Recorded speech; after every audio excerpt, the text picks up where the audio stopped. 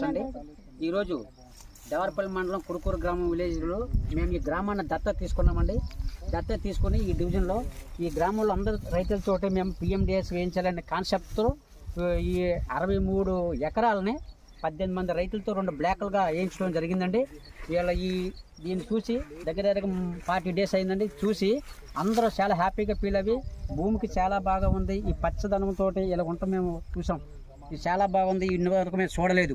అందువల్ల మేము ప్రతి సంవత్సరం ఇది వేసి మేము వరి మోడల్ చేసి ఆర్గానిక్ వ్యవసాయం చేస్తూ ఈ గ్రామాన్నంతా మేము డెవలప్మెంట్ చేసి, అలాగే కోకో కొబ్బరి ఉందని మాకు ఎక్కువగా ఈ గ్రామాన్ని 500 ఎకరాలు దానికి ఫిల్టరేషన్కి జీవామృతాలను పంపించి ఈ గ్రామాన్ని మొత్తానికి ఒక జెడ్పీఎన్ఎఫ్ గ్రామంగా తీసుకోవాలని జిల్లా వారీగా మేము తీసుకోవడం జరిగిందండి.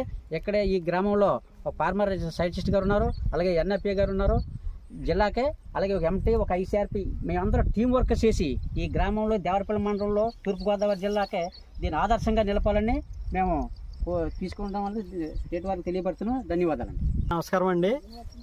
ఈరోజు ఈపీఎంసార్తో వీటిలో భాగంగా గోపాలపురం డివిజన్ దేవరపల్లి మండలం కురుకూరు గ్రామంలో పిఎండిఎస్ బ్లాక్ విజిట్ అయితే ఇక్కడ పిఎండిఎస్ వేసి 18 మంది రైతులు 63 ఎకరాలు వేశారు.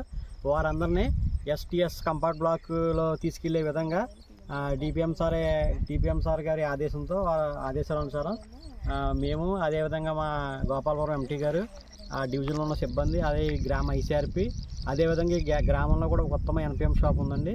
దాని సపోర్ట్తో మేము దీన్ని ఇంకా ఈ బ్లాక్ని ఎస్టీఎస్ కంపార్ట్ బ్లాక్ ముందుకు తీసుకెళ్లే విధంగా యాజ్ అ ట్రాన్స్ఫర్మేషన్ ఎన్ఎఫ్ఏగా నా వంతు ప్రయత్నం చేస్తాను. Thank you.